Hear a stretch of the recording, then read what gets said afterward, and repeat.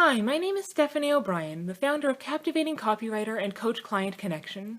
Today, I'm going to share some tips on how to overcome procrastination in your business, even if the task you're working on seems big and daunting and has been holding you back for a long time.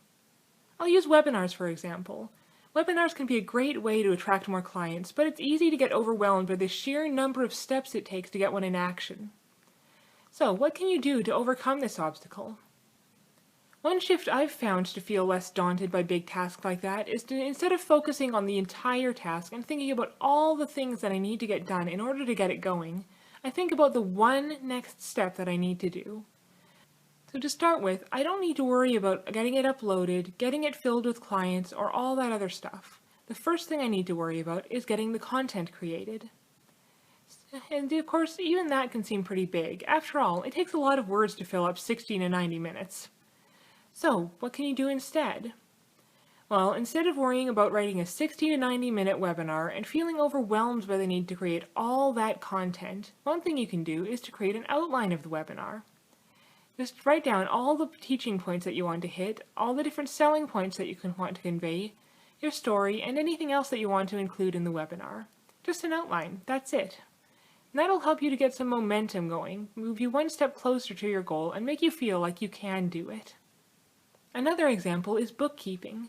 If you've been daunted by the idea of getting a spreadsheet together, assembling all your transactions and various receipts, and getting it all put together into a coherent system, I can totally relate to that. It took me a while to get mine set up.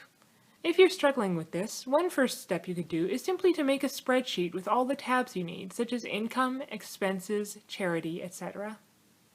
That way, when you actually start to record your transactions, you've got a head start and you can just get straight into it instead of coming up against a wall of something you haven't done yet.